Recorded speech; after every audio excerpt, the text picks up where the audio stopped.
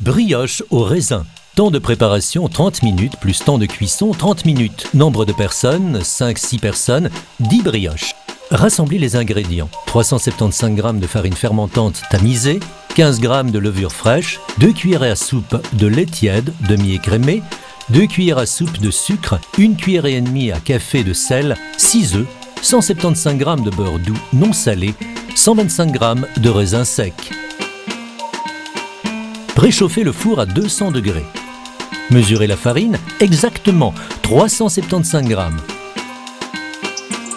La levure de boulanger est délicate et a besoin de chaleur pour développer son action.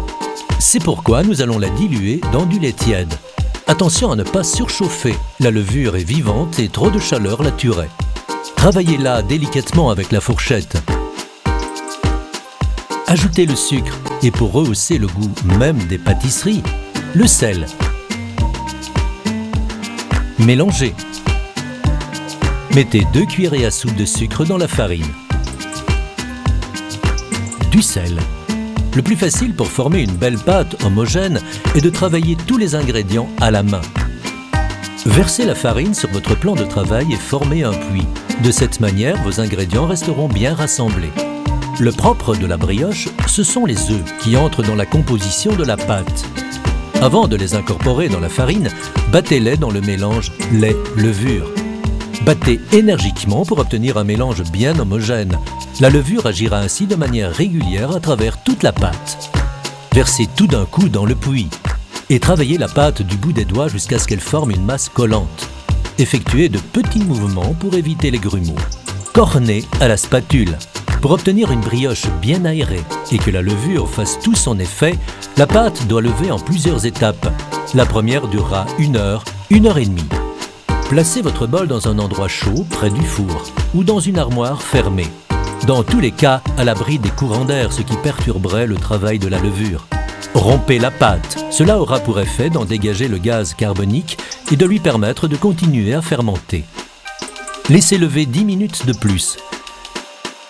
Mesurez le beurre.